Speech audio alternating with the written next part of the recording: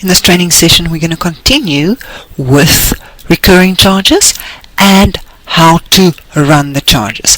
So now we've already looked at the charges, we've looked at all our detailed problem information, and we've gone and we've made sure if there's a problem that we've dealt with it or that you've override the problem. We make sure our date is correct. So we're going to look at the 25th and then we're going to run our charges. If there was a problem, an extra screen will come up warning you of those problems.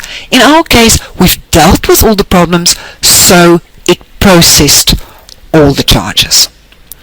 Now it brings up the individual invoices and it specifies here what must happen. In other words, we've got some export options, we've got some email options, and we've got a couple of printing options.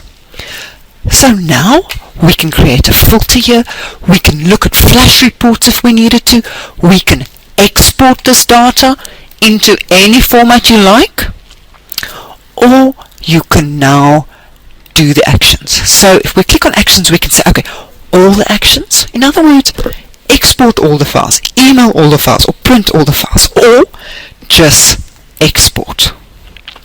So I've now just clicked on export.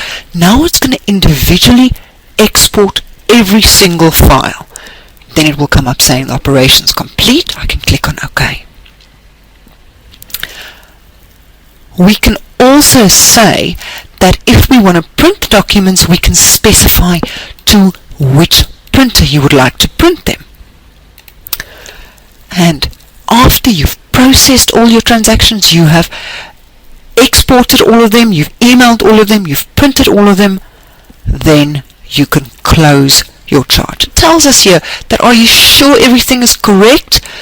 If you need this information again, you will not see it here, but if you go to recall documents, you can view that information. So if we look at our process screen, there's nothing available for us to process.